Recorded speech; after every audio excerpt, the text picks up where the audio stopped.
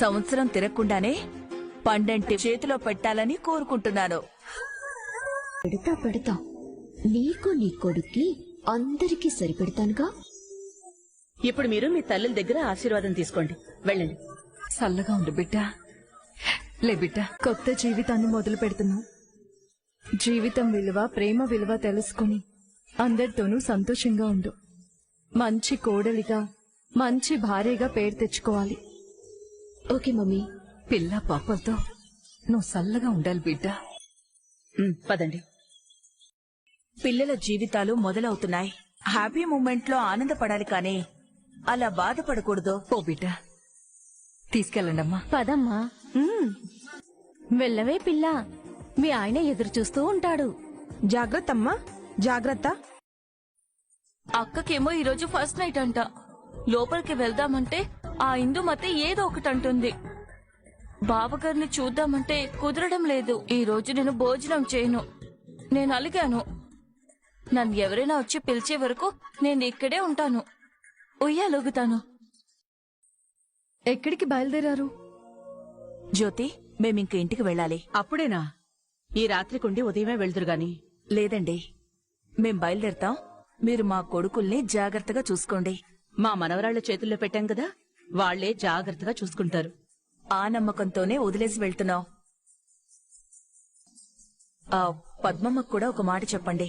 సరే. సరే. పెద్దమ్మ అక్కడ ఏం చేస్తుందో ఏమో.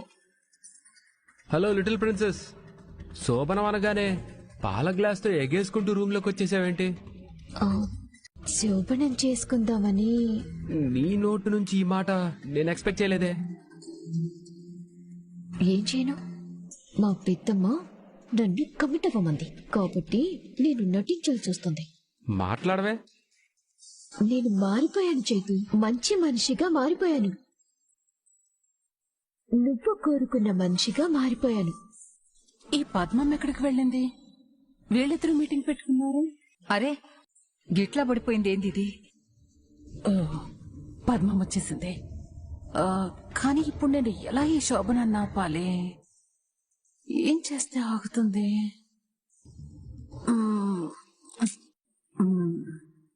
ఒక పని చేస్తాను. ఆనంది, ఏమైంది నీకు? ఎందుకు అటు తిరిగి నిలబడ్డావు? ఇటు తిరుగు. ఈరోజు ఫస్ట్ నైట్ కదా. ఫస్ట్ నైట్ అంటే ఫిజికల్ గా కలవడం. మరి నేనేంటి అసలు ఆలోచన లేకుండా ఏదేదో ఆలోచిస్తున్నాను. ఓ, ఇందుకేనా ఆనంది ఇంత సిగ్గుపడుతుంది? ఈ విషయం తెలియక నేను ముందు నుంచి మామూలుగానే బిహేవ్ చేశానే. ఇప్పుడు నేను తనకి సారీ చెప్పాలి. పద్మమ్మా, నీ చీర కాలిపోతుంది. అయ్యో, నీ చీర అంటుకుంది. అయ్యో,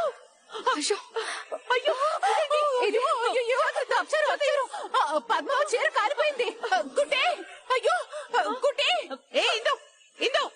నువ్వు చూడు. పద్మమ్మ, ఏం భయపడుకో. ఆనంది, నీతో ఒకటి చెప్పాలి. అదేంటంటే ఎవరో తలుపు కొడుతున్నారు. కుట్టి తలుపుతే. కుట్టి ఏమైంది ఇందమ్మగారు? మీ అమ్మకి ముహూర్త సమయం ఒకసారి గుర్తు చేయమంది, అంతే కదా? అది కాదక్క. వాళ్ళకి తెలుసు. నువ్వు పద. గుడ్ నైట్ కుట్టి. తలుపులేసుకోండి. ఎవరు తలుపులు కొట్టినా తీయకండి. ఎవరో ఒకరు మిమ్మల్ని ఆట పట్టించాలని తలుపులు కొడుతూ ఉంటారు, సరేనా? నువ్వురా, పద. అది కాదక్క. నీకు కాస్తైనా బుద్ధుందా? సమయానికి ఇక్కడ ఎవరు లేరు కాబట్టి సరిపోయింది. లేదంటే నువ్వు అరిచిన అరుపులకి ఇక్కడేదో జరిగిపోయిందనుకుంటారు. అంటే శోభనం రాత్రి పెళ్లి కూతురి తల్లి చీర కాలిపోవటం అశుభమే కదక్క? అవునమ్మా, శుభమా అని నా బిడ్డ కార్యం జరుగుతుంటే గిట్లా జరిగిందేందమ్మా? పద్మమ్మా, ముందు నువ్వు ఆ ఏడు పాపు. గట్ల కాదమ్మా. చూడు, అగ్ని దేవుడు అంటే అన్నింటినీ దహించేవాడు. నీ కూతురుకున్న దిష్టి అన్నీ దహించేశాడు. నీకు నీ బిడ్డకి తగిలిన దిష్టంతా పోయింది. ఇలా జరగడం ఏ అరిష్టం కాదు. నువ్వేం కంగారు పడకు. సరే, జరిగింది మన మధ్యలోనే ఉండాలి. మగవాళ్ళందరూ మేడ మీదున్నారు. వాళ్లకు కూడా తెలియడానికి వీలేదు. ఎందు నీకే ప్రత్యేకంగా అర్థమైందా? అర్థమైంది. జ్యోతి, నువ్వు కూడా చెప్పకమ్మా. అలాగే అత్తయ్య గారు. పద్మమ్మా, నువ్వు వెళ్ళి చీర మార్చుకుందా. అలాగేనమ్మా. జ్యోతి నువ్వు నాతో రా. బంగారం లాంటి అవకాశం పోయిందే. అక్క రాకపోయి ఉంటే కుట్టికి నిజం చెప్పేసేదాన్ని. అది ఏడ్చుకుంటూ కిందకి పరిగెత్తేది. వచ్చేది శోభనం ఆగిపోయేది. ఇప్పుడు శోభనం ఎలా చెడగొట్టాలి? ముహూర్తానికి ఇంకా గంట కూడా టైం లేదే. ఏంటి చైతు మాట్లాడవు? ఇది నిజమేనా లేకపోతే నేనేమైనా కలగంటున్నానా అని ఆలోచిస్తున్నాను. లేదు చైతు, నేను నిజంగానే మారిపోయాను. Are you sure? Yeah sure. అంటే నన్ను భర్తగా యాక్సెప్ట్ చేస్తున్నావా? అవును. ఓ, నీకు సిగ్గుపడ్డం కూడా వచ్చా?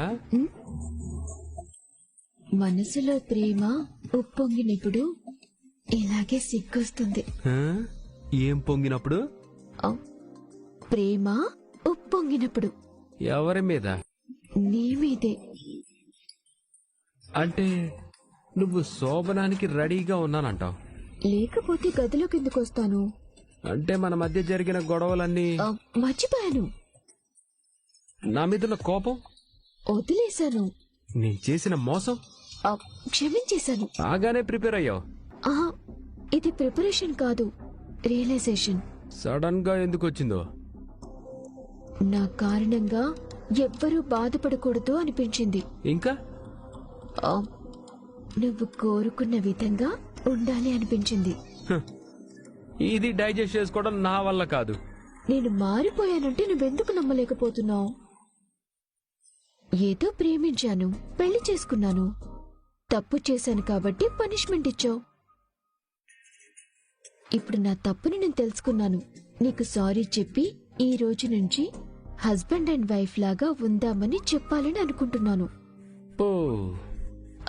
మనం హాయిగా కాపురం చేసుకుని 2 పిల్లల్ని కందాం. ఒక అమ్మాయి, ఒక అబ్బాయి. మన ప్రేమకి గుర్తుగా అబ్బాయి పేరు ప్రేమ్ అని పెడదాం. మరి అమ్మాయి పేరు? ప్రేమ అని పెడదాం. మరి పిల్లలకి నా గురించి ఏం చెప్తావు? మీ నాన్న ఒక తాగుబోతు అంటావా?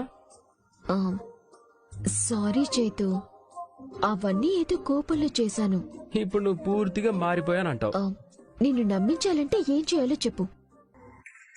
సింపుల్. నీ అదృష్టం కొద్దీ అందరూ ఒకే చోట ఉన్నారు. యాక్సిడెంట్ చేసింది మా అమ్మ కాదు నేను అని అందరి ముందు ఒప్పుకో. నిన్ను భారీగా యాక్సెప్ట్ చేస్తాను. ఒప్పుకోవడానికి నువ్వు రెడీనా? ఆ పాల గ్లాస్ ని ఎంతసేపు అలా పట్టుకొని నిలబడతావు? ఇక్కడ పెట్టొచ్చు కదా. ఇది మీరు తాగాలంట. మరి నీకు? ఈ పాలు చెరో సగం తాగాలనంట. నేను చాలా సినిమాల్లో చూశాను, నువ్వు చూసే ఉంటావు కదా. నేను సినిమాలు చూసేది చాలా తక్కువ అండి. తెలివైన ఆడపిల్లవి. అందుకే కదా మిమ్మల్ని పెళ్లి చేసుకుంది. ఆ మాట ఇటు తిరిగి చెప్పొచ్చుగా. సారీ ఆనంది. దేనికండి? ఇంతకు ముందు నీ ఫీలింగ్స్ ని నేను సరిగ్గా అర్థం చేసుకోలేకపోయాను. మరిప్పుడు? ఇంకా లర్నింగ్ స్టేజ్ లోనే ఉన్నాను. పూజలప్పుడు నువ్వు నమస్కారం చేస్తే కాదనలేకపోతున్నాను, కానీ ఇలా నువ్వు నా కాళ్ళకి నమస్కారం చేయడం నాకు ఇష్టం లేదా? ఈ కన్నీళ్ళు ఎందుకు? ఇవి కన్నీళ్ళలో ఆనంద బాష్పాలో తెల్వని పరిస్థితి నాది. నా జీవితం మొదలైనప్పటి నుంచి ఇప్పటి వరకు నేను చేసిన ప్రయాణంలో ఎన్నో కష్టాలు చూసినా, సాయం చేసిన ఎంతో మందికి రుణపడి ఉన్నా. నన్ను కాపాడిన మల్లికమ్మ తాన్ నుంచి ఇప్పటి మీ వరకు ఎంతో మంది మంచి మనుషులు నా జీవితాన్ని కాపాడిర్రు. కానీ ఏనాడు ఎవరి రుణాన్ని తీర్చుకోలేకపోయినా అందరూ నాకు సాయం చేసిర్రే గాని నేనెవ్వరికీ సాయం చేయలే. ఇప్పుడు బాధలన్నీ ఒక్కసారిగా తీరి నా పెళ్లిని ఒక వేడుకలా చూడాలనుకున్న మా అమ్మ నాయన కోరిక గప్పుడు తీర్చలేకపోయినా గిప్పుడు తీర్చినానండి. నా కన్న తల్లి లాంటి జ్యోతమ్మ చేతుల మీదుగా అన్నీ జరిగినాయి. నేను పెరిగిన ఇంట్లో నన్ను పెంచినోళ్ల మధ్య నేను కోరుకున్న విధంగా ఈ వేడుక జరిగింది. దీనంతటికి కారణం మీరు. అందుకే ముంగట మీకు థ్యాంక్స్ చెప్పుకోవాలి. నిజానికి థ్యాంక్స్ చెప్పుకోవాల్సింది నేను ఆనంది. ఎందుకంటే మీ జ్యోతమ్మ కోసం నువ్వు నన్ను పెళ్లి చేసుకున్నావు. నువ్వు గనక ఆ రోజు మా ఇంటికి రాకపోయినా, పెళ్లికి ఒప్పుకోకపోయినా, నా జీవితం ఇప్పటికీ చక్రాల కుర్చీలో కూర్చున్నా ఓ చీకటి గదిలో ఉండిపోయేది. నువ్వు నన్ను పెళ్లి చేసుకోకపోయినా నీకు ఇంతకంటే బెటర్ లైఫ్ దొరికేది. కానీ నేను నిన్ను పెళ్లి చేసుకోకపోయింటే నాకింత బెటర్ లైఫ్ నాకు మా అమ్మ జన్మనిచ్చుండొచ్చు. కానీ నాకు పునర్జన్మనిచ్చింది నువ్వే ఆనంద్. అన్నీ వదిలేసుకొని బ్రతుకుతున్న నాకు మళ్ళీ బ్రతుకు మీద ఆశ కల్పించావు. బ్రతకాలన్న కోరిక కలిగించావు. నన్ను నాకే కొత్తగా పరిచయం చేసి నా కాళ్ళ మీద నేను నిలబడేలా చేశావు. నీకు ఇన్ని రోజులు నా మనసులో ఉన్న అభిప్రాయం ఇప్పుడు చెప్తున్నాను వినానంది. ఈరోజు నేను ఇలా నిలబడ్డానంటే దానికి కారణం నువ్వు. అందుకే నా జీవితం, నా ప్రాణం, నా సర్వస్వం అన్నీ నువ్వే ఆనంది. ఏవండి? ఏంటి ఆలోచిస్తున్నావు? వెళ్దామా? ఆ, ఈ టైంలో అందర్నీ డిస్టర్బ్ చేయటం అవసరమా చేతు? అవన్నీ నీకు అనవసరం. వాళ్ళు పడుకుంటే వాళ్ళ కాళ్ళు పట్టుకొని లేపి తీసుకొచ్చే బాధ్యత నాది. ఒప్పుకోవడానికి నువ్వు సిద్ధంగా ఉన్నావా? ఛ! ఈ టార్చర్ గాడు నాకు మళ్ళీ బీపీ తెప్పిస్తున్నాడు. వెళ్దాం పద జీవన. ఆ, నేను రాను. ఎందుకు రావు? నువ్వు మారిపోయావు కదా. మీ అన్నయ్యకి కాళ్ళు వచ్చేసిన తర్వాత యాక్సిడెంట్ ఎవరు చేస్తే ఏంటి? మీరొచ్చిరేది బాబు. దివ్య ఎక్కడుంది? లోపలికి తీసుకుపోయారు బాబు.